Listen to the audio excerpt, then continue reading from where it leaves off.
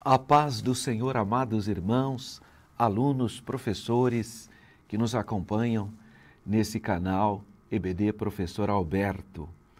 A lição de hoje, a aula preparatória ou pré-aula da lição 9, tem por tema Jesus, o caminho, a verdade e a vida. Essa aula será ministrada no primeiro do mês de junho. E nós temos aqui aqueles hinos sugestionados, hinos da harpa cristã, que tem a ver com o tema da lição. E por algum motivo, não sei se foi erro de digitação ou de diagramação, os hinos sugestionados pela lição não tem muito a ver com o título.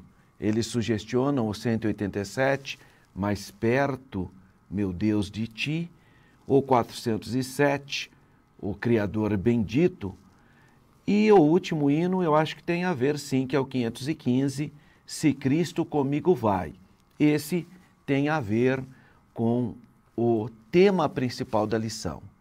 Então, você que é o superintendente da Escola Bíblica Dominical ou que dirige a Escola Bíblica Dominical, eu vou sugestionar para você o hino de número 146, que é o Caminho Brilhante, que fala sobre caminho, né? O hino de número 447, Nascer de Novo, porque ele também aborda o tema o caminho, e o 515, que realmente tem a ver com essa ideia, se Cristo comigo vai. Então, é sempre importante os hinos que forem cantados na Escola Bíblica Dominical estarem em simetria com o tema principal. E o tema principal da nossa lição é Jesus, o caminho, a verdade e a vida. Nosso texto áureo, João capítulo 14. Então, nós estamos agora estudando o capítulo 14. E essa é a lição de número 9. Qual é o tema? Um versículo muito clássico, né?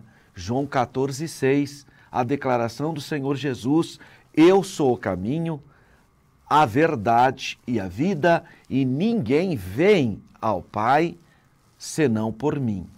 E a nossa verdade prática diz que a imagem do Senhor Jesus, como caminho, a verdade e a vida, reforçam a nossa fé e consolida a nossa comunhão com Deus. Agora, nós vamos então pensar um pouquinho sobre a leitura bíblica de classe. Por que é importante a leitura bíblica de classe? Porque ali nos dá o contexto do texto áureo. João, capítulo 14, versículos 1 até o 15. Então vamos ler com calma, porque nós temos esse contexto. Não se turbe o vosso coração. Credes em Deus, crede também em mim. Na casa de meu Pai há muitas moradas. Se não fosse assim, eu vô-lo teria dito, pois vou preparar-vos lugar. E, se eu for e vos preparar lugar, virei outra vez e vos levarei para mim mesmo, para que, onde eu estiver, estejais vós também. Mesmo vós sabeis para onde vou e conheceis o caminho. Disse-lhe Tomé, Senhor, nós não sabemos para onde vais. E como podemos saber o caminho? Disse-lhe Jesus, eu sou o caminho, e a verdade, e a vida, e ninguém vem ao Pai senão por mim. Se vós me conhecesseis a mim, também conheceríeis a meu Pai, e já desde agora o conheceis, e o tendes visto.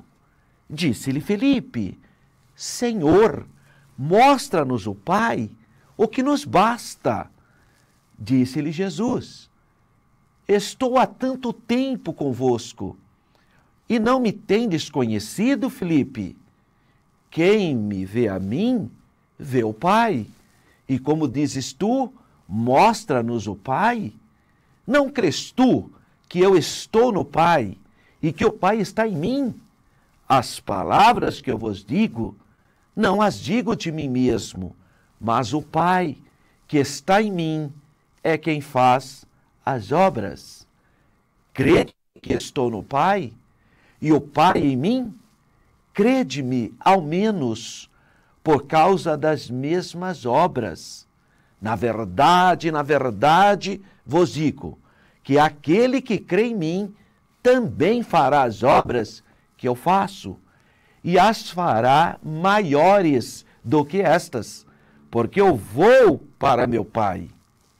E tudo quanto pedirdes em meu nome, eu o farei, para que o Pai seja glorificado no Filho. Se pedirdes alguma coisa em meu nome, eu o farei. Se me amardes, guardareis os meus mandamentos. Amém. Palavra maravilhosa, palavra autoexplicativa. Por si só, está claro o que o Senhor Jesus está dizendo. O Senhor Jesus está em unidade com o Pai e com o Espírito Santo. São três pessoas, um só Deus. É a doutrina bíblica da Trindade. Nós cremos no único Deus eternamente subsistente em três pessoas: Pai, Filho e Espírito Santo. Então, quem vê Jesus, vê o Pai, porque o Pai, o Filho e o Espírito Santo, nós, pela palavra de Deus, declaramos a nossa crença no monoteísmo. Ou seja, existem duas premissas na Bíblia, Antigo e Novo Testamento. A primeira premissa nós encontramos no Antigo Testamento. Só existe um Deus verdadeiro. Só existe um Deus.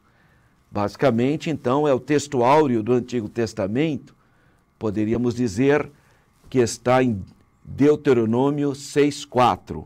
Ouve, Israel, o Senhor Deus é o único Deus. Então, só existe um Deus verdadeiro, isso está claro, tanto no Antigo como no Novo, porque o Senhor Jesus fala isso também, lá em Marcos 12. Então, primeira premissa, só existe um Deus verdadeiro. E a segunda premissa é o que nós encontramos no Novo Testamento, a pessoa do Pai, a pessoa do Filho e a pessoa do Espírito Santo. Eu preciso conciliar essas duas premissas. A primeira, que existe um único Deus verdadeiro. E a segunda, revelada no Novo Testamento, as três pessoas: Pai, Filho e Espírito Santo. Então, o grande teólogo Tertuliano vai usar o termo teológico. Qual o termo teológico? Trindade, ou seja, preserva o monoteísmo, a crença num único Deus, eternamente subsistente em três pessoas distintas: Pai, Filho e Espírito Santo. É a doutrina da Trindade. A palavra Trindade, essa palavra, é de cunho teológico. O que é isso? A palavra Trindade é uma palavra teológica. Ela foi criada para sintetizar a doutrina bíblica, que existe um único Deus, eternamente subsistente em três pessoas: Pai, Filho e Espírito Santo. Muitos grupos antitrinitarianos, grupos que não creem na doutrina bíblica da Trindade, acusam a igreja cristã dizendo que, olha, eles creem na Trindade, sendo que a palavra Trindade nem está na Bíblia. Bom, esse não é um argumento razoável. Por quê? Porque a palavra Bíblia não está na Bíblia. Não existe a palavra Bíblia na Bíblia. Talvez alguém pode dizer, mas está escrito aqui, ó, na capa da Bíblia, Bíblia Sagrada. Bom, isso foi a Sociedade Bíblica que pôs, né? porque não existe a palavra Bíblia na Bíblia. No entanto, nós cremos na Bíblia. Então, a palavra Bíblia é uma palavra teológica, significa 66 livros sagrados. Então, assim como a palavra Trindade é uma palavra teológica que significa a crença bíblica do único Deus eternamente subsistente em 3 pessoas. Eu estou falando essa introdução por causa da leitura bíblica em classe, quando Jesus diz: quem vê a mim, vê o Pai. Muito bem. Vamos para a introdução, então, dessa lição de número 9. O estudo dessa lição é sobre quem? O estudo dessa lição de número 9 é sobre a pessoa do Senhor Jesus, que declara em João 14,6: eu sou o caminho, e a verdade, e a vida, e ninguém vem ao Pai senão por mim. Essa é uma declaração exclusivista. O Senhor Jesus está dizendo explicitamente que Ele é o único caminho. Olha o artigo definido: eu sou o caminho. Eu sou a verdade, eu sou a vida, e ninguém vem ao Pai senão por Jesus, porque Jesus é a porta, Jesus é o único mediador entre Deus e a humanidade. Então é importante nessa introdução eu compreender que por meio do Evangelho de João, no capítulo 14, entre os versículos 1 e 15, nós podemos compreender o contexto da declaração de Jesus e podemos então explorar o tema central. Qual? O caminho, a verdade e a vida. Então, nessa lição, nós veremos como o Senhor Jesus nos dá, então, a sua palavra de acolhimento nesse mundo de incertezas, né? Então, nós podemos encontrar nas promessas do Senhor Jesus a bênção, né? Nessa caminhada com Ele. Não sei, professor ou superintendente, se você tem essa informação, mas o nome do cristianismo primitivo era o caminho. Era o caminho, o nome que se falava antes da ideia do... Porque aqui em Atos diz que os cristãos foram pela primeira vez chamados cristãos ali na igreja de Antioquia, né? Foi lá que pela primeira vez se usou então esse termo cristão. Foi aqui na igreja de Antioquia que pela primeira vez se usou então esse termo, que os seguidores de Jesus foram chamados de cristãos. Mas o primeiro nome que se deu para os seguidores do Senhor Jesus eles usavam essa expressão, né? A seita do caminho, né? Ou apenas o caminho.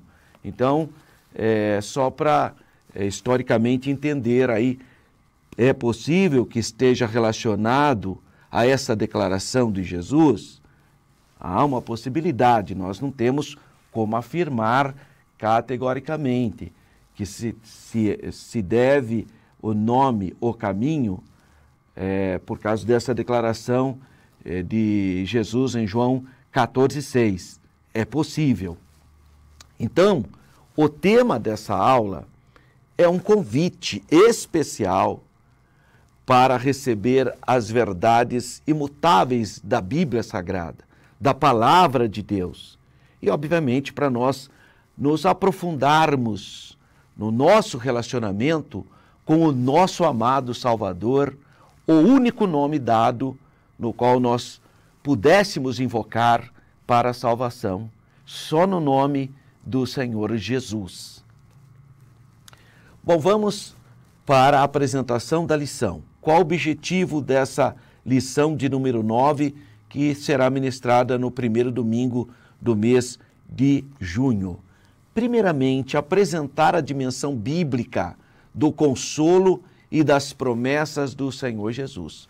Porque em João 14 ele inicia dizendo, não turbeis, né? Não estejam com o coração turbado. É isso que ele fala aqui no início de João 14. Não se turbe o vosso coração. Então, o primeiro elemento aqui é apresentar a dimensão bíblica do conforto, do consolo das promessas do Senhor Jesus. A segunda ideia aqui, que deve ser trabalhada nessa lição, é discernir a respeito das diferentes formas de dúvidas e incertezas, bem como as certezas e convicções na nossa caminhada cristã. Assim como os discípulos tiveram momentos de dúvida, momentos de incertezas, também tiveram de certezas e de convicções. Toda caminhada é pautada nessas circunstâncias. E terceiro, conscientizar que Jesus é o único caminho. Olha, a declaração do Senhor Jesus em João 14,6 é uma verdade absoluta. Não se pode relativizar a declaração do Senhor Jesus. Deixa eu te contar uma coisa. Quando eu era vereador na cidade de Campinas, eu resolvi criar um projeto de lei colocando o dia da Reforma Protestante, que é dia 31 de outubro, né, colocá-la no calendário oficial de eventos. Então, eu preparei o projeto e convidei as muitas igrejas oriundas da Reforma para um evento na Câmara Municipal. Essa foi a minha intenção. E, de fato, a lei foi aprovada pela Câmara de Vereadores de Campinas e, a partir, então, daquele momento, o dia 31 de outubro, entrou no calendário oficial de eventos do município de Campinas para um dia ser comemorado. Então, aqui, ao invés de se comemorar a cultura anglo-saxônica do Dia das Bruxas, né, ou chamado Halloween, aqui nós comemoramos, no dia 31 de outubro, o dia da Reforma Protestante. E eu, então, tive a oportunidade de conversar com alguns pastores reformados e um desses pastores, eu não vou citar especificamente a denominação dele, mas me chamou a atenção quando eu estava explicando o projeto e convidando para ele participar desse dia 31 de outubro, que é o dia da Reforma Protestante. Ele disse para mim, eu não ouvi, não, ele falou para mim, ele falou, então, professor Alberto, o senhor sabe que seria bom convidar todo tipo de religião, porque aquela declaração de Jesus em João 14,6 não é bem daquele jeito. Olha, irmão, olha só o que ele me disse. Porque, né, Jesus fala que ele é o caminho, a verdade e a vida, mas todos os caminhos conduzem a Deus. Irmãos, ouvir isso de um ministro da igreja reformada, tradicional, foi assustador, até eu diria perturbador, porque ele estava simplesmente acolhendo a ideologia do mundo. Qual é a ideologia do mundo? Todos os caminhos chegam a Deus. Todos. E a declaração de Jesus é contrária a essa declaração do mundo. O que o Senhor Jesus declara? Eu sou o caminho. Muito específico. E fecha a possibilidade de outros caminhos. Então, isso é muito grave, a pessoa tentar desconstruir a declaração do Senhor Jesus, que disse que é o caminho, a verdade e a vida. Isso é uma verdade absoluta. E o tópico 3 trabalha essa perspectiva.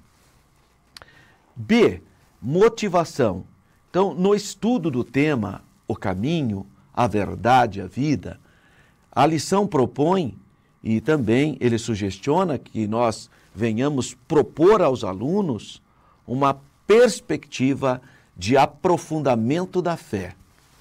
Se Jesus é o único caminho, a única verdade, a única vida, eu tenho que me apegar no meu relacionamento e aprofundar o meu relacionamento com o Senhor Jesus, o Filho do Deus vivo, porque Ele é o único Salvador. É o único que tem poder de levar o homem de volta ao Pai. Então eu preciso aprofundar esse relacionamento com o Senhor Jesus, o único e suficiente Salvador.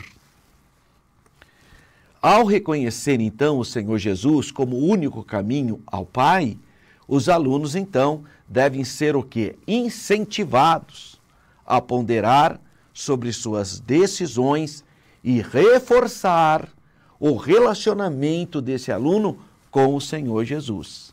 Finalmente, ao abordar as dúvidas e incertezas que costumam surgir na nossa caminhada cristã, ao mesmo tempo que identificamos as certezas e convicções próprias de um cristão, os alunos descobrirão em Jesus a força e a orientação essencial para ultrapassar qualquer dificuldade.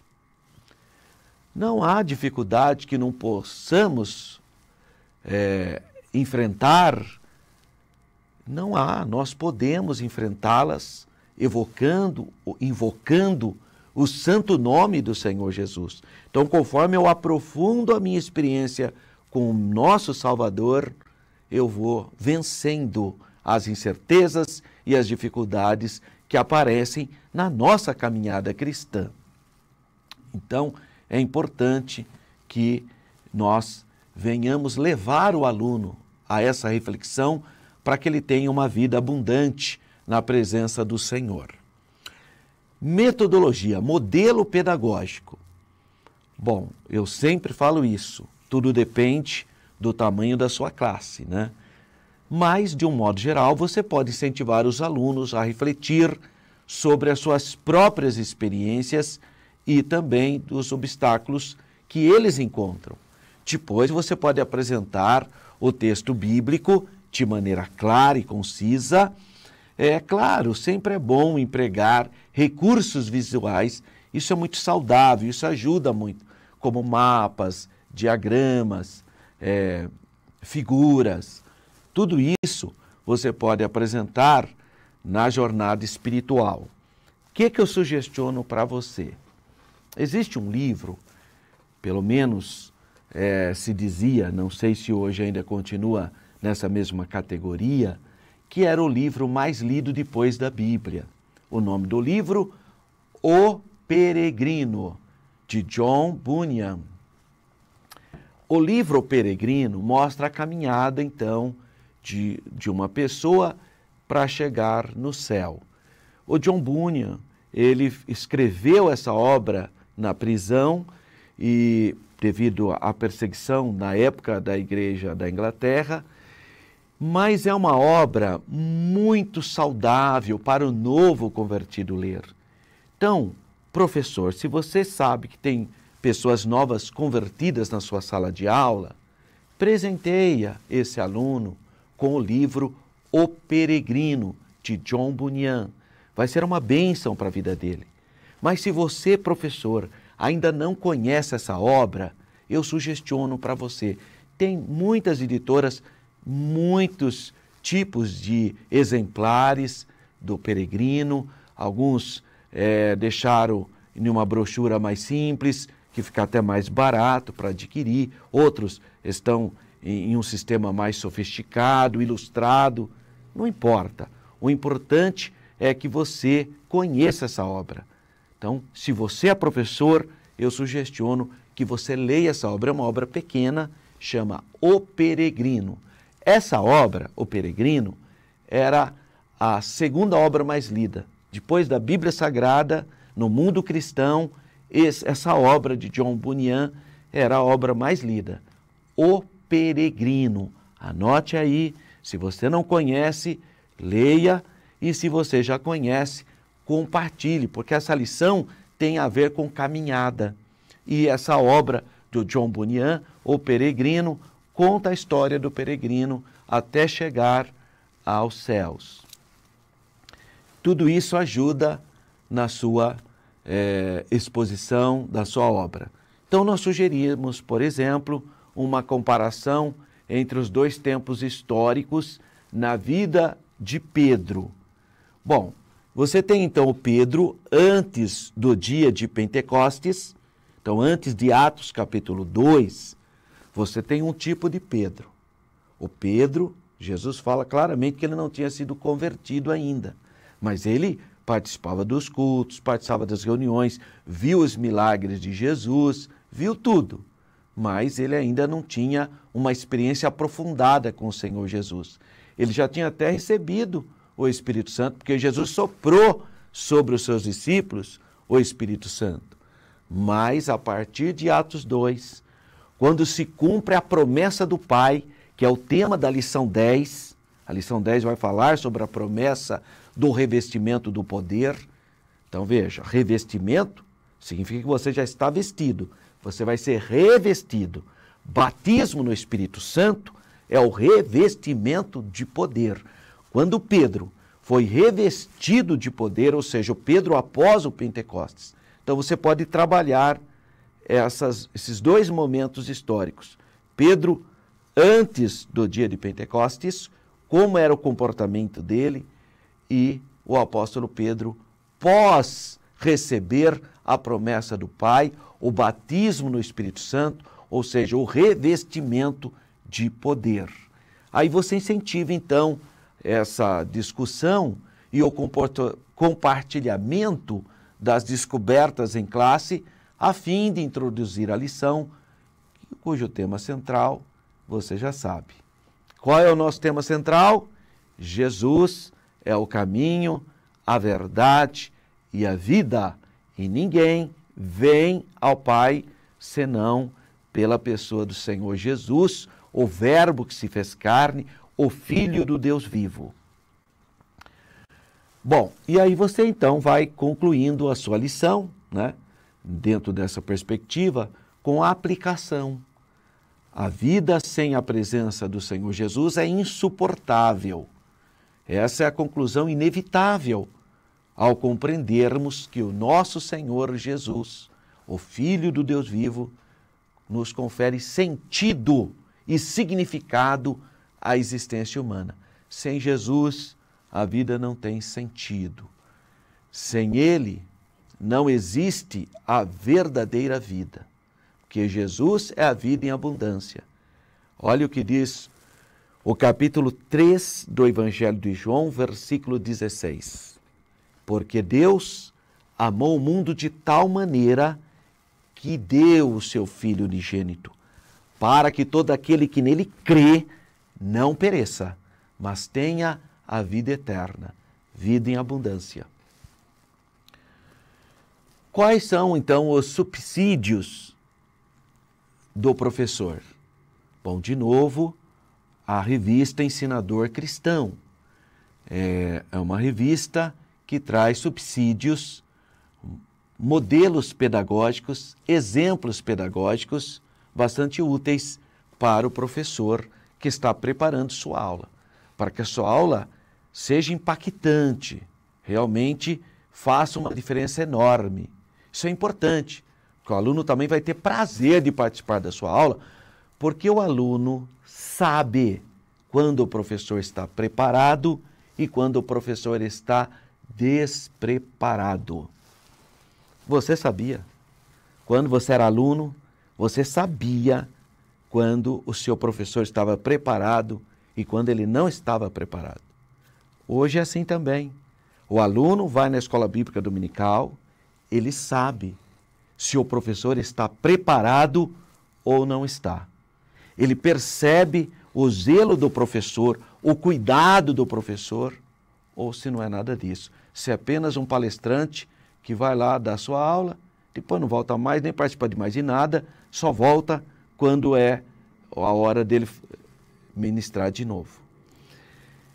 Esse método, que é muito comum nas nossas igrejas, até para dar oportunidade para mais pessoas, ou então para não acarretar ninguém, ele não é o melhor dos métodos. É um método que a gente usa, mas não é o melhor. O que eu sugestiono para os irmãos superintendentes de escola dominical, se possível, dê o trimestre inteiro para um professor.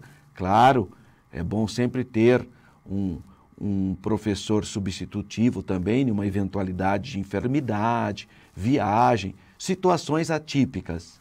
Mas o ideal é que você tenha um professor para cada trimestre. Você vê o tema do trimestre, vê qual é o professor mais qualificado para ministrar sobre aquela temática e pede para aquele professor cuidar daquele trimestre. Porque o rodízio de todo domingo do professor pode causar, não estou dizendo que vai causar, mas pode causar prejuízo pedagógico. Tá? Então, o que eu sugestiono e a minha experiência como pedagogo é essa, e também com a Escola Bíblica Dominical há muito tempo, seria importante, até porque aí o professor vai acompanhar o crescimento da aula, qual aluno que não está faltando, qual aluno que precisa de um atendimento pastoral maior, e se ele só dá aula no domingo, depois só volta quando for a próxima aula dele, muitos professores que fazem assim nem frequentam a escola dominical, só frequentam o dia que ele vai dar aula. E aí você entendeu já o prejuízo pedagógico de tudo isso. Então, o ideal é que você tenha um professor a cada trimestre, especialista no tema do trimestre agora é Evangelho de João. Sempre tem um irmão que tem um aprofundamento teológico maior sobre determinado tema. E aí é uma bênção. Tá? Você, além de você oxigenar os trimestres com novos professores, mas você tem um professor mais preparado para aquele tema específico e que vai acompanhar o crescimento do aluno. Por exemplo, no culto da noite, ele vai poder abordar o aluno elegantemente, sentir falta de você na escola bíblica dominical nesse domingo. O aluno talvez vai tentar se justificar, falar, não, irmão, não precisa justificar, eu só estou dizendo que você é importante e eu senti a sua falta, tá bem? B, auxílios especiais. Sempre é bom os auxílios especiais. Olha só que bênção. No tópico 2 da lição de número 9 e no tópico 3, você encontra 2 auxílios muito relevantes tirados da Bíblia de Estudo Pentecostal. Professor Alberto, eu não tenho a Bíblia de Estudo Pentecostal. Tudo bem, professor. Quando você tiver a oportunidade, você vai adquirir a Bíblia de Estudo Pentecostal. Lembrando que a nossa Igreja Assembleia de Deus do Brasil, ela tem 2 versões oficiais da Bíblia. Eu não sei se o professor sabia disso, mas nós temos 2. Qual é? A mais comum é a ARC, a Almeida Corrigida e Revista. Essa que eu estou aqui, ó, edição revista e corrigida. A minha tem até a harpa cristã, olha que bênção, né? Então a ARC é uma versão oficial da nossa igreja. E qual é a outra? É a Nova Almeida Atualizada, que é a nova, relativamente nova, perto das demais. São só essas 2.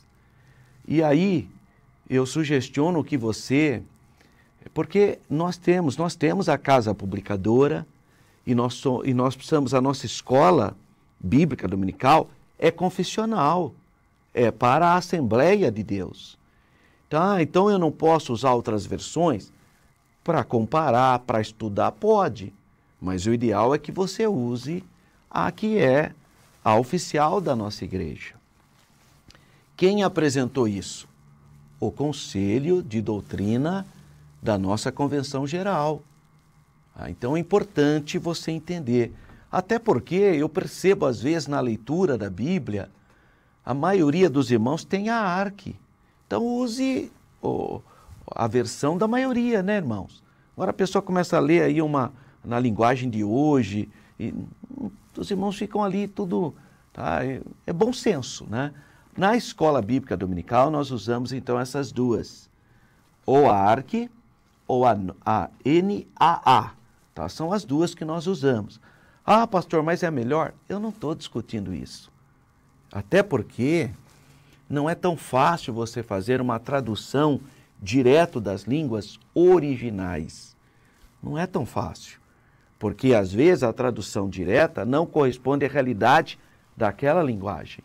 Tá? Então precisa tomar muito cuidado e o importante é nós, então, termos um padrão, né? Nós temos. Então, aqui está sugestionado a Bíblia de Estudo Pentecostal, porque, obviamente, ela vai trabalhar temas na perspectiva pentecostal. E é publicada pela nossa CPAD, que é a Casa Publicadora das Assembleias de Deus.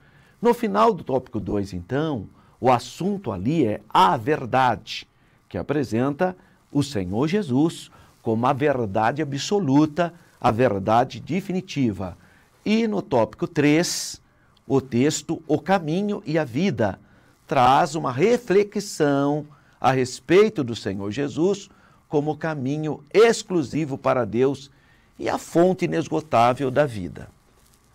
Bem, feito essas considerações introdutórias, vamos comentar um pouquinho sobre o texto áureo, embora o item 3 da lição já vai falar sobre o texto áureo. Tá? Então, nós não vamos nos aprofundar, mas vamos fazer uma reflexão rápida sobre João 14,6, o contexto dele. Rapidamente, vamos trabalhar o nosso texto áureo de João 14,6. Bem, o que diz João 14,6? Disse-lhe Jesus: eu sou o caminho e a verdade e a vida, e ninguém vem ao Pai senão por mim.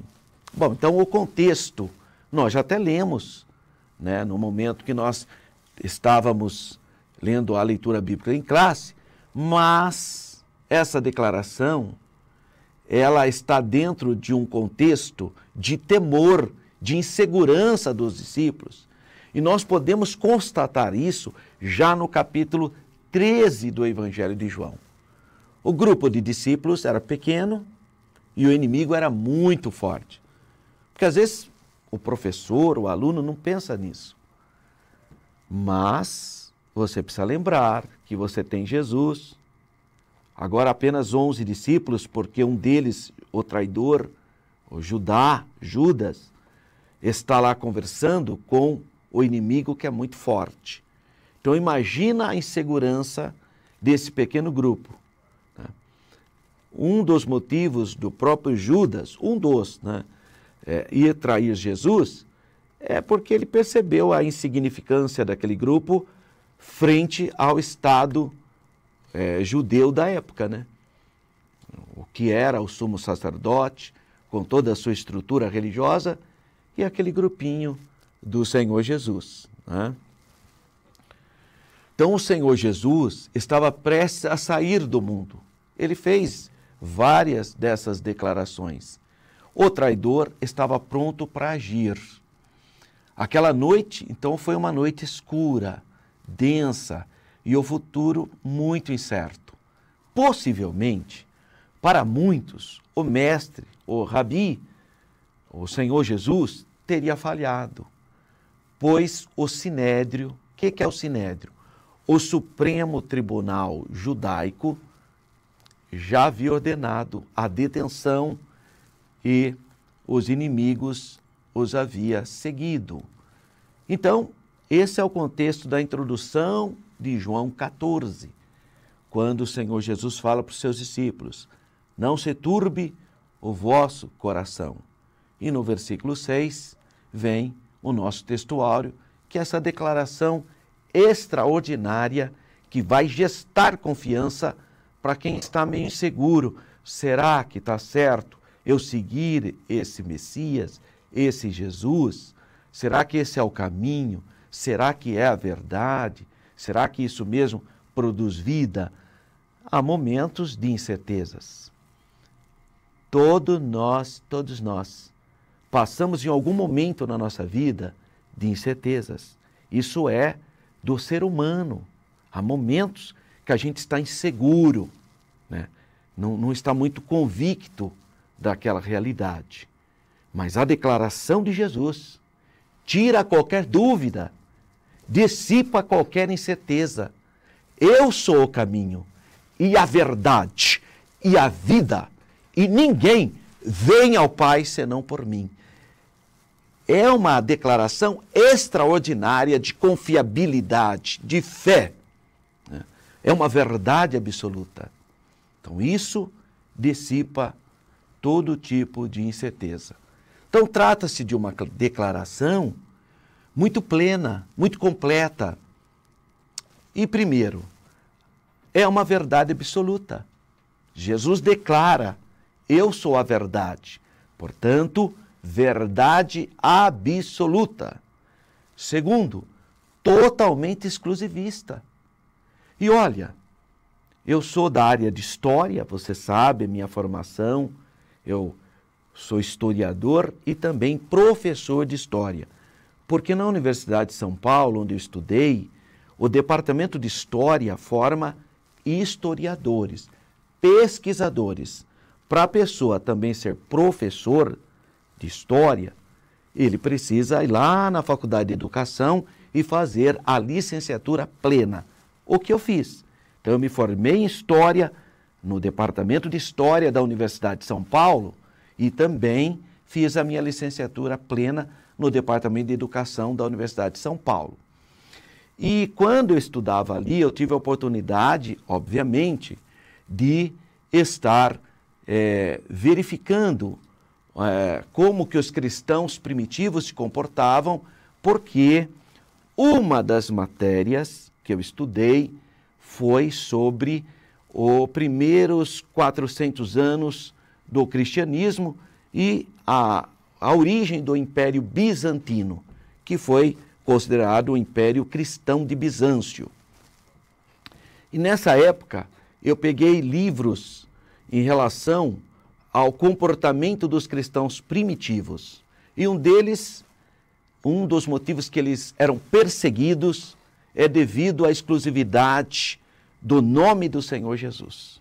Ao ponto de aparecer a declaração no século III que dizia o seguinte: os cristãos não são perseguidos por adorarem a Cristo.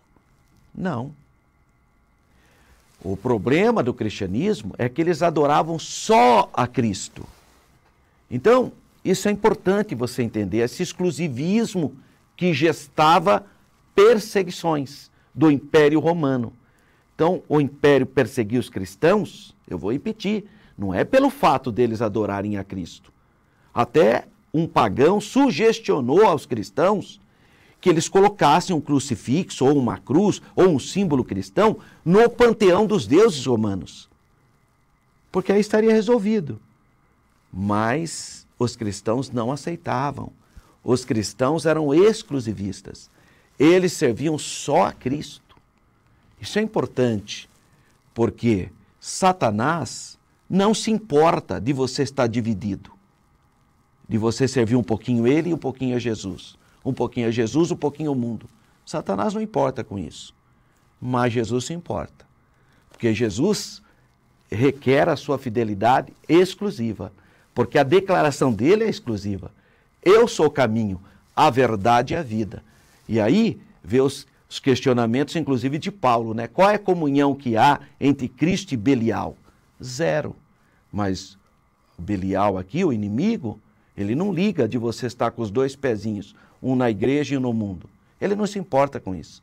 Para ele até bom. Mas Cristo se importa, porque não há comunhão entre o mundo e Cristo. Então, é uma declaração exclusivista. E vai contramão do conceito do mundo, do pluralismo religioso. 3. Com esta declaração, o Senhor Jesus deixa claro que não existe nenhuma outra forma do homem se salvar, pois ele é a porta, a única porta. Olha que ele diz: e ninguém vem ao Pai. É verdade que eu já vi pregadores, na sua simplicidade, né? Pregando, né? Jesus disse, eu sou o caminho, a verdade, e ninguém vai. Não é ninguém vai. Essa é uma fraquezinha, né, do pregador, né? É ninguém vem ao Pai. porque é através do Senhor Jesus que nós entramos na presença do Pai. Então, Jesus o caminho. Ele declarou, eu sou o caminho. Que caminho? O caminho que revela o Pai aos homens. O caminho que conduz os homens ao Pai. Com a morte expiatória no Calvário, tornou-se então possível a reconciliação com o Pai. Na ressurreição, ele dá vida aos homens. E, em sua ascensão, ele garante a vitória da elevação até os lugares celestiais. Então veja como é a perspectiva do caminho. E na glorificação, os homens são glorificados e assim penetram na mais elevada glória. Eu sou a verdade. Que aspectos nós entendemos dessa verdade? É a perfeita revelação de Deus. Então, uma verdade do Pai para todo ser humano. Também é a verdade que está presente nos conselhos divinos, seja na palavra revelada ou seja através também dos atos da natureza. E terceiro, é a verdade ética do homem, porque Jesus é um modelo de perfeição. Nunca houve engano no Senhor Jesus, nunca houve defeito. Jesus não tinha dúvida. Eu já vi autores agnósticos ou outros historiadores dizendo que Jesus tinha dúvida. Não tem dúvida. Isso aí é uma invencionice. Existe um livro aí no mundo, Zelotes é o nome do livro. Foi escrito por um muçulmano iraniano. E ele tenta provar que Jesus é um revolucionário, que Jesus fazia parte dos Zelotes. Os Zelotes eram anti-romanos. Então ele tenta trabalhar essa tese. E eu já vi até ele falando em documentários do canal fechado, History Channel. Eu já vi esse Aslan, que é um muçulmano que escreveu o livro Zelotes, falando. Mas eu li o livro dele, não tem o menor sentido aquele livro. Não tem base histórica, não tem base bíblica, não tem base espiritual, nem da tradição, nem nada. Quer dizer, é uma interpretação de uma pessoa de cultura islâmica e tem gente que acolhe o livro como sendo uma obra histórica. Não é. É o pensamento dele. Então, nós precisamos ter o discernimento. Não há dúvida em Jesus. Jesus nunca pecou, nunca houve engano nos seus lábios. Ele é o Verbo. É o Verbo que se fez carne. É Deus. Então, não tem a menor lógica essa ideia. Outra coisa, eu já vi professores de história. Eu ouvi isso na Universidade de São Paulo, dizendo que o Jesus histórico nunca quis ser Deus. Quer dizer, uma pessoa que não conhece a Bíblia. E ele ainda teve a audácia de dizer que Jesus nunca falou que era Deus. Quer dizer, não conhece o Evangelho de João. Era só ele ter lido o preâmbulo do Evangelho de João. No princípio era o Verbo, e o Verbo estava com Deus, e o Verbo era Deus. Ele estava no princípio com Deus. Todas as coisas foram feitas por ele, e sem ele, nada do que foi feito se fez. O versículo 14, e o Verbo se fez carne e habitou entre nós. Então, como? A pessoa acha que não há nenhuma declaração bíblica de que Jesus é Deus? Claro que há. Jesus falou muitas vezes. No Evangelho de João você encontra 7 declarações de Jesus dizendo eu sou, que é o eu sou do Antigo Testamento.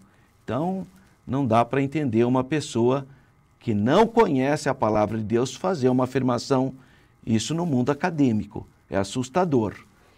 Jesus é a verdade que contrapõe o quê? A falsa religião.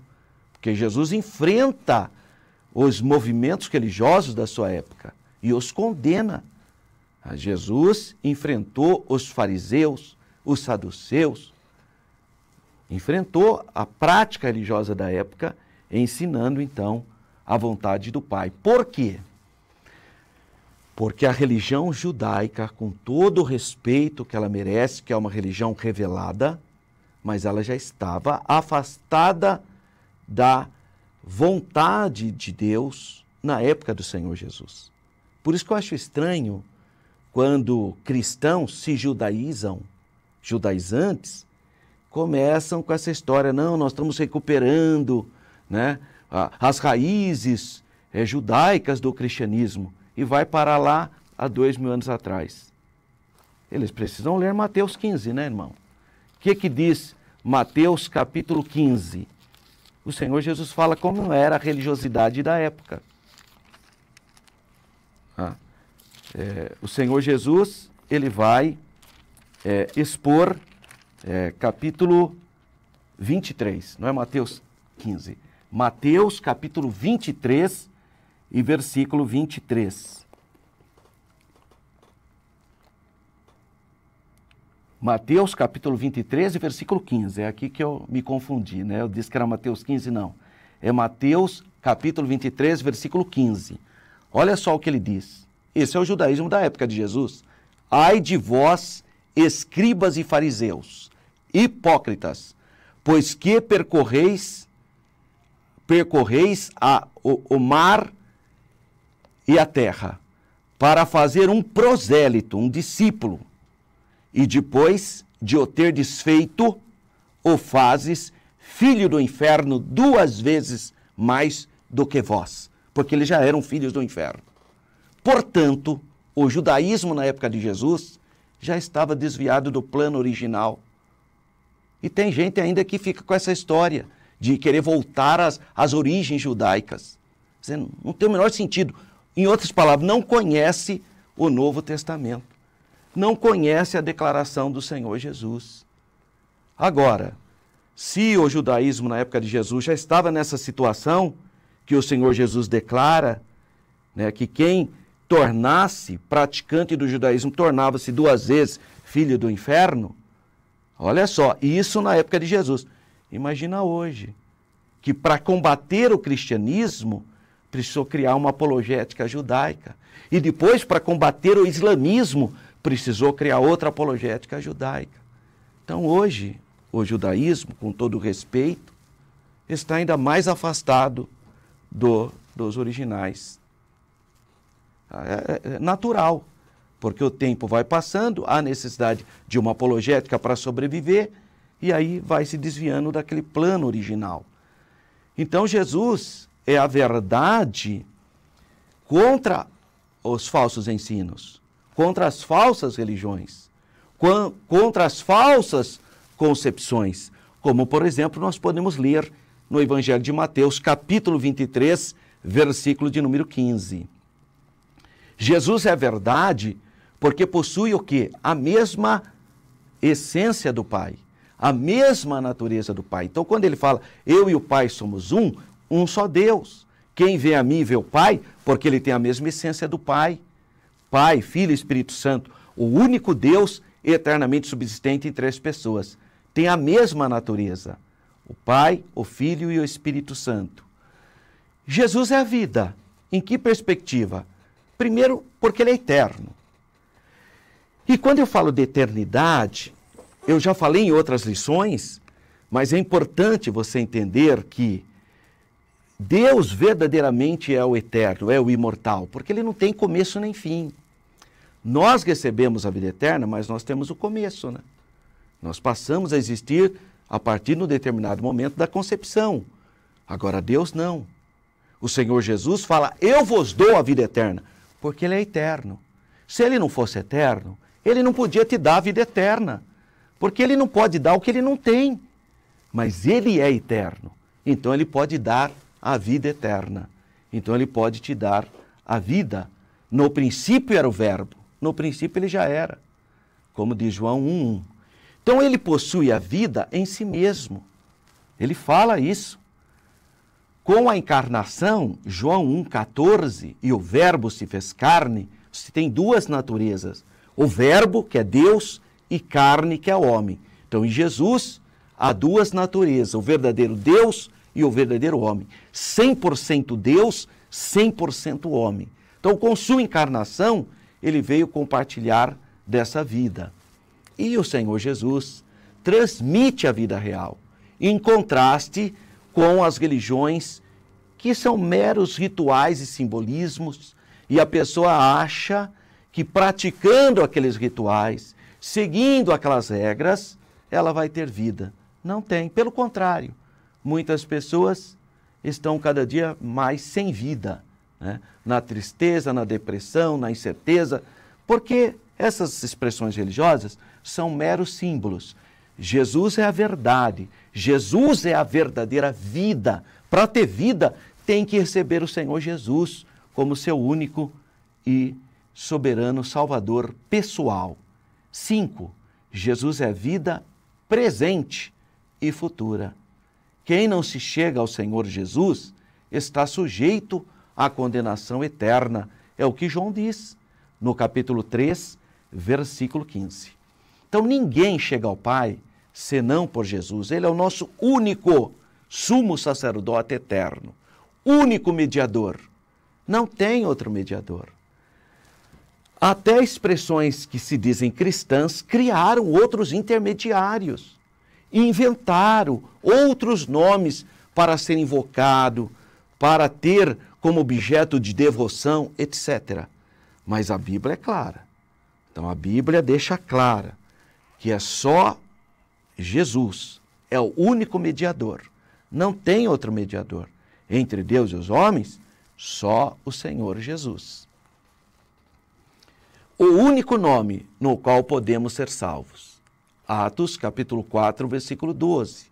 O único nome no qual podemos fazer maravilhas. Marcos 15, 17 e 18. Em meu nome curarão, expulsarão os demônios, falarão novas línguas e assim vai. O nome de Jesus é o único nome que nos traz, então, a vida, conforme João 20 e versículo 3. Essa declaração do Senhor Jesus, eu sou o caminho, a verdade e a vida, e ninguém vem ao Pai senão por mim, é uma verdade absoluta, independentemente dos homens crerem ou não. O Senhor Jesus é o Filho do Deus vivo. É o único nome para a salvação humana. Ah, mas eu não creio. Não vai mudar nada. O fato de você crer ou deixar de crer não muda a verdade absoluta, que Jesus é o único Salvador da humanidade. É o único que pode restaurar a espécie humana. Esse, então, é um rápido comentário do nosso texto maior, que está em João 14, 6. Vamos para o conteúdo da lição? A introdução sugestiona para nós o quê? Ele fala que a expressão eu sou o caminho, a verdade e a vida tem um significado especial para os cristãos em todo o mundo, porque descreve de forma abrangente o Senhor Jesus na realização da obra da salvação. É por isso que nós vamos estudar João 14, onde vamos considerar palavras de motivação, encorajamento das promessas do Senhor Jesus, contidas no capítulo 14.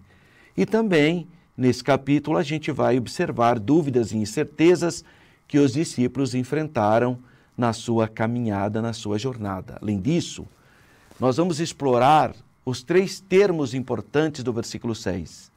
Caminho, verdade e vida. Qual é a palavrinha-chave dessa lição de número 9? Vida. Essa é a palavrinha-chave que você pode encontrar aí na sua lição. Vida é a palavrinha-chave.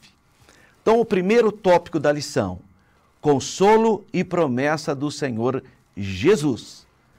1.1, o caminho, a verdade e a vida. Então, desde o evento do capítulo 13, quando o Senhor Jesus se juntou aos discípulos, naquele ato que nós estudamos na lição de número 8, a humildade lá, o ato de lavar os pés, proporcionando uma importante lição sobre liderança humilde, o seu discurso não se limitou então a esse capítulo. O Senhor Jesus fez um discurso de despedida. No capítulo 14, inicia-se então, na verdade, no capítulo 13, a partir do versículo 31. Nesse discurso, ele confere consolo aos discípulos, ao afirmar que após a sua morte, os discípulos não ficariam órfãos, sozinhos. No versículo 4, o Senhor Jesus declara que os discípulos sabiam para onde ele ia. Mas Tomé fez a pergunta: como podemos saber o caminho? João 14, 5. Jesus esclarece: eu sou o caminho. Ah, eu não sei o caminho. Eu sou o caminho. Esse é o esclarecimento do Senhor Jesus. Ninguém chegaria ao Pai, ninguém chega ao Pai se não for através desse caminho. Essa afirmação do Senhor Jesus revela que ele é o único meio de chegar ao Pai. É a verdade que revela e representa, assim, a verdadeira vida de Deus. Então, não há outro caminho. 1.2. Consolo num cenário de angústia. É evidentemente que Jesus estava angustiado naquele momento, a sua natureza humana. É evidente que ele estava assim. O nosso Senhor tinha plena consciência que estava aproximando a hora. Que hora? A hora da entrega nas mãos dos homens e que em breve ele seria crucificado, morto e sepultado. Contudo, surpreendentemente, mesmo nesse contexto de adversidade, nesse contexto de dor, de angústia, mesmo nesse contexto, ele dirige aos discípulos para confortá-los. Apesar da intensa pressão emocional, pressão espiritual que ele estava enfrentando, ele revela que o sofrimento pelo qual iria passar traria bem para todos nós, para mim, para você, né? Assim sendo, aquilo que parecia ser uma derrota, na verdade era uma grande vitória. Aquilo que parecia ser um fim trágico, na verdade era um glorioso começo. Embora doloroso e angustiante, o caminho a seguir apontava para um cenário muito glorioso. 1.3. Uma promessa gloriosa. Então o Senhor Jesus declarou que o caminho de Deus leva aonde? Moradas celestiais, preparadas para os seus discípulos, para os seus seguidores. Claro que a expressão casa do Pai se refere ao céu. Claro, as habitações celestiais, preparadas para os servos do Senhor. Os que creram em Jesus, foram lavados pelo sangue da nova aliança, esses habitarão em locais celestiais, conforme o Senhor Jesus declara. Esta realidade espiritual futura é que gesta em nós o quê? Esperança, que conforta os nossos corações. E a igreja vive nessa perspectiva. Qual? A volta de Jesus, o arrebatamento da igreja. Isso é o que diz lá, Maranata, ora vem Senhor Jesus, em Apocalipse 22. Né? A igreja diz, o Espírito diz, e todos nós cristãos dizemos, Maranata, ora vem Senhor Jesus. Graças a Deus. Então, apesar de tempos difíceis, de tempos trabalhosos, especialmente os que nós estamos vivenciando nesse momento, a promessa do arrebatamento da igreja deve ser um elemento de alegria, de ânimo, de conforto para os fiéis. Nesse sentido, podemos já experimentar um pouco do que nos aguarda o céu. Assim será que seremos convocados pelo Senhor Jesus para nos reunirmos num maravilhoso encontro no céu. Você pode ler 1 Coríntios, capítulo 15, versículos 51 e 52. Vamos então para o resuminho desse primeiro tópico. A sinopse 1. O Senhor Jesus traz consolo para o presente e promessa que anuncia um futuro glorioso. 2. Dúvidas, incertezas e enganos no caminho com Cristo. Então você vai ver isso na vida de Tomé, a dúvida de Tomé. No versículo 5, encontra-se então a incerteza de Tomé. Ele fala, como podemos saber o caminho? Então, no Evangelho de João, Tomé é retratado como um discípulo corajoso, fiel, que tinha um amor pelo Senhor Jesus, que teve coragem, inclusive, de manifestar a sua dúvida. Ele perguntou. Este episódio ilustra que durante a nossa caminhada com o Senhor Jesus, não é incomum você ter dúvidas e você fazer perguntas. Contudo, assim como Tomé recebeu de Jesus a resposta, que resposta? Eu sou o caminho e a verdade e a vida, também nós podemos ouvir estas palavras e que essas palavras sirvam de conforto. Então, quando você estiver em dúvida, ouça as palavras do Senhor Jesus. Eu sou o caminho, a verdade e a vida. Tem pessoas que passam anos em uma denominação, ali cantando, mas nunca teve um novo nascimento, nunca teve um relacionamento com o Senhor Jesus. E aí a gente até se espanta, porque às vezes você ouve elas falando, estou procurando o caminho. Mas o caminho é Jesus. Então precisa ter um relacionamento com o Senhor Jesus. Professores, nós que vamos ministrar a aula de número 9, precisamos exortar os nossos alunos a ter um encontro profundo com o Senhor Jesus, a obedecer o que o Senhor Jesus disse. Entra no seu quarto, fecha a porta, rasga o teu coração, fale com o Senhor Jesus, receba poder do Senhor Jesus, invoque o poderoso sangue de Jesus, nome de Jesus, para que você cresça espiritualmente, nasça de novo, porque tem gente que não nasceu de novo, está lá na igreja, mas não é uma nova criatura. Então é importante os professores estimularem com carinho, com oração, com temor de Deus, os seus alunos a terem experiência com o Salvador. Uma das coisas que eu mais faço através das aulas da Escola Bíblica Dominical é que o aluno tenha experiências com o seu Senhor, com o seu Salvador. Hoje tem muita gente que, na verdade, quer que os fiéis tenham experiência com Ele. Passa a mão aqui no meu suor, toca em mim, fale que nem eu falo. Então as pessoas estão querendo criar discípulos. Não. A função nossa de professores, de pastores, de líderes, é que cada cristão tenha relacionamento direto com o seu Salvador.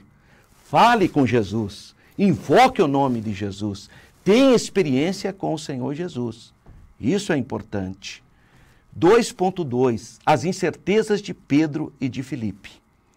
O Evangelho de João revela que Pedro não compreendia totalmente sobre o lugar que Jesus mencionava para onde estava indo. No capítulo seguinte, Filipe pede ao Senhor, Senhor, mostra-nos o Pai. Ele pede.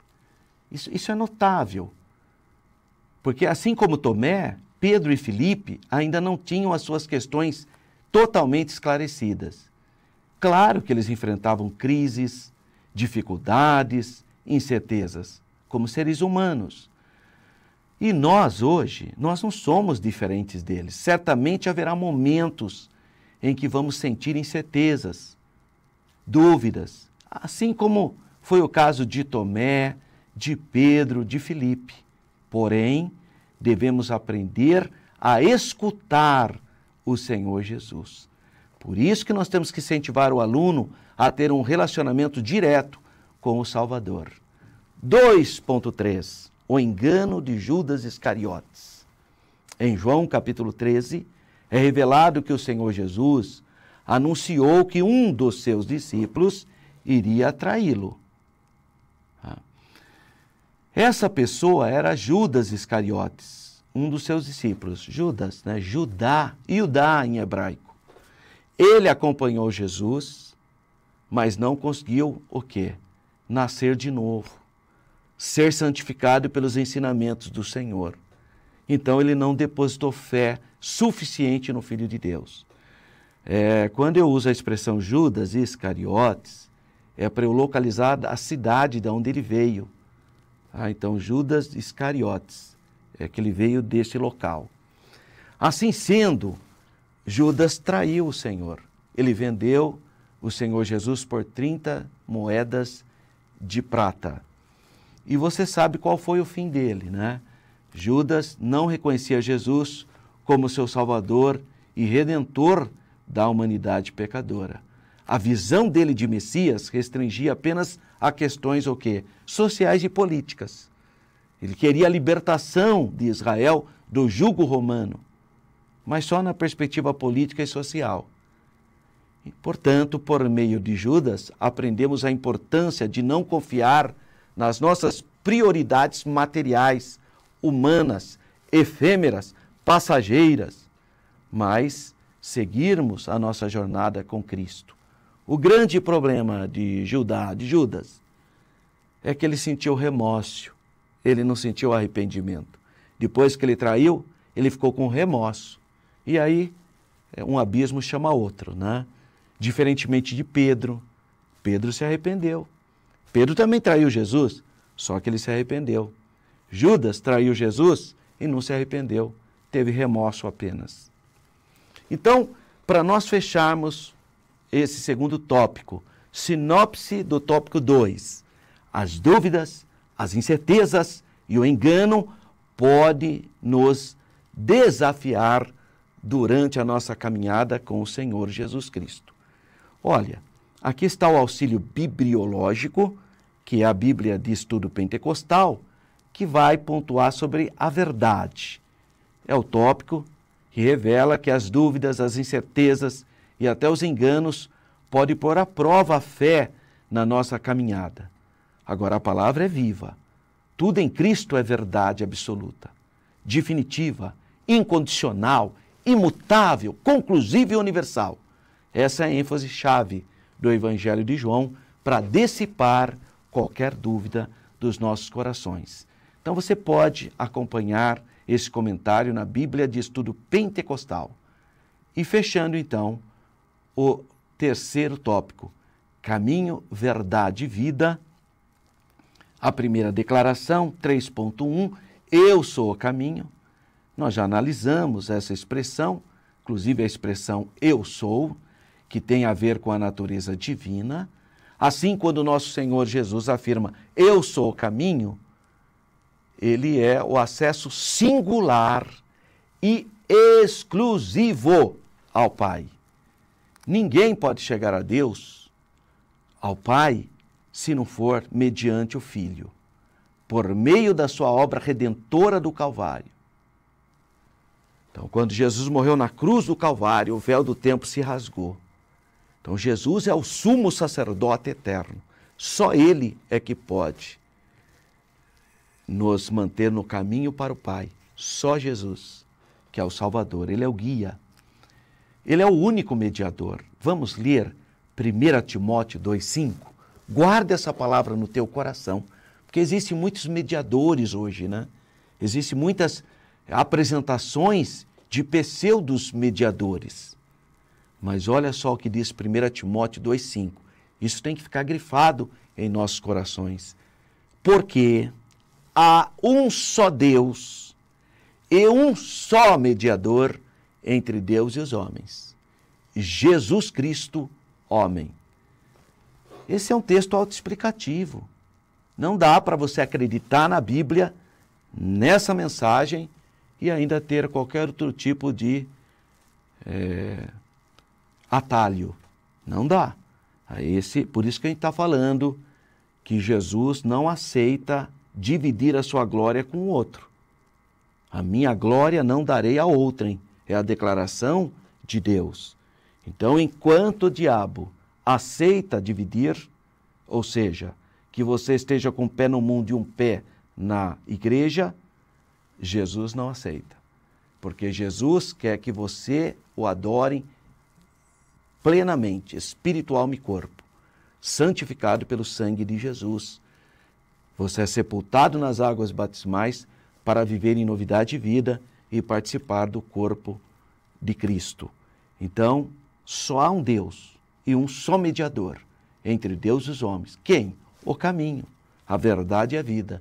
Jesus Cristo, homem. 3.2, eu sou a verdade.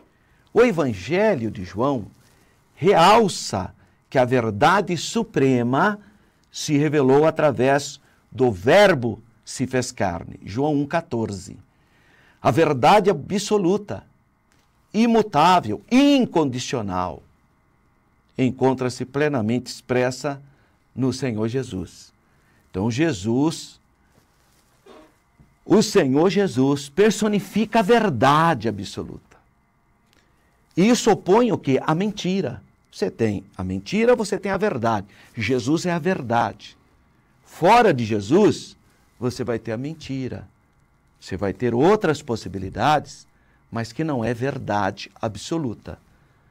Então, frente a todo tipo de vozes, de ensinos, de mediadores, de intermediários presentes no mundo, só Jesus é a verdade, a revelação do Pai. E 3.3, eu sou a vida. A vida mencionada aqui não diz respeito simplesmente à existência física ou ao sopro vital, mas a vida que contrapõe a morte espiritual por meio da vida eterna dada pelo Senhor Jesus. Aqui nós estamos falando da verdadeira vida espiritual obtida pela obra de Cristo. Então, nós que confessamos o Senhor Jesus, recebemos o Senhor Jesus pela fé, cremos no sacrifício expiatório do Calvário, você está firmado na vida, você recebeu vida espiritual, como se fosse ressurreto, espiritualmente. Essa realidade espiritual ocorre porque nosso Senhor possui a vida em si mesmo, conforme João, capítulo 5, versículo 26. Ele tanto é a fonte como o doador da vida eterna. Jesus diz, eu vos dou a vida eterna. Jesus diz em João 6, quem come do meu corpo e bebe do meu sangue tem a vida eterna. E eu o ressuscitarei no último dia. Então, para nós fecharmos o tópico 3º, a sinopse, o resumo do tópico 3º, o Senhor Jesus é o caminho, a verdade e a vida. Aqui tem um outro auxílio bibliológico, também da Bíblia Pentecostal, que fala Jesus é o caminho. Ele não é simplesmente um dentre muitos caminhos, não é isso. Ele é o único caminho. Então, a tese propagada pela ideologia do mundo. Qual é a tese propagada pela ideologia do mundo? Todos os caminhos chegam a Deus. Muitos caminhos. Então, Jesus contrapõe essa tese, dizendo, eu sou o caminho, ou seja, o único caminho que chega para levar ao Pai. Ninguém, exceto o perfeito Filho de Deus, poderia ter pago o preço total pelas nossas ofensas, pelas nossas dívidas, pelas nossas rebeliões contra Deus e abrir o caminho para termos comunhão com o Pai. Há um só caminho para Deus, mas essa realidade não está de acordo com a mensagem do mundo. No entanto, só há salvação pela fé na pessoa do Senhor Jesus, o Filho do Deus vivo. Jesus é a vida, a verdadeira e duradoura vida espiritual está disponível apenas através de sua vida, de sua morte e de sua ressurreição. Aqueles que aceitam a vida, o sacrifício expiatório do Calvário, eles recebem o quê? O favor imerecido, a graça, o perdão dos pecados, pelo poder do Senhor Jesus, a vida eterna. Então, esse é um comentário da Bíblia de Estudo Pentecostal. Vamos para as considerações finais, ou seja, fechando a aula, reconhecer a Jesus, o Filho de Deus, o Verbo que se fez carne, como caminho, a verdade e a vida, nos dá a oportunidade de dissipar da nossa vida toda dúvida, toda incerteza, todo tipo de pensamentos que não esteja firmado. As dúvidas são dissipadas nessa declaração ímpar e singular do Senhor Jesus. Eu sou o caminho, a verdade e a vida, e ninguém vem ao Pai senão por mim. Ter o Senhor como caminho, a verdade e a vida proporciona o quê? Consolo em nossos corações. Através do Senhor Jesus, podemos conhecer o Pai, experimentar a verdadeira liberdade e estarmos reconciliados e em comunhão com o Pai. Graças a Deus por essa lição abençoada. Que os seus alunos, que a sua classe seja ricamente abençoada, impactada pelo poder de Deus. Então, ore, prepare, se qualifique para você dar uma aula que marque a vida dos seus alunos. Que eles saiam de lá abençoados, animados, confortados pela exposição da palavra do Senhor. E você, professor, você, professora, você, meu irmão superintendente, você é o canal de bênção para atingir muitas pessoas. Então, se dedique, porque você está sendo esse canal que vai abençoar vidas. Através dessa aula que você prepara, que você estudou, que você orou, o Senhor vai operar maravilhas. Deixa Deus te usar, meu querido professor, minha querida professora de Escola Bíblica Dominical. E a nossa viagem para Israel continua em pé, dias 16 a 24 de novembro, agora de 2025, se o Senhor permitir. E aqui estão alguns contatos telefônicos que você pode acessar e participar desse grupo. Se você ligar diretamente na Renova, você tem que dizer que você quer participar do grupo do professor Alberto, porque existem outros grupos. O meu, especificamente, se Deus permitir, viajará na segunda quinzena do mês de novembro, 16 a 24, só Israel são 9 dias. E vai ser uma alegria ter você nessa imersão bíblica, cultural, histórica, teológica. Vai ser uma grande bênção a nossa caravana para Israel. E a próxima aula é a lição de número 10, a promessa do Espírito Santo. Vai ser uma aula maravilhosa, dia 8 de junho, e nós estaremos logo mais disponibilizando essa abençoada aula, a promessa do Espírito Santo. Um grande abraço, fique na paz do Senhor.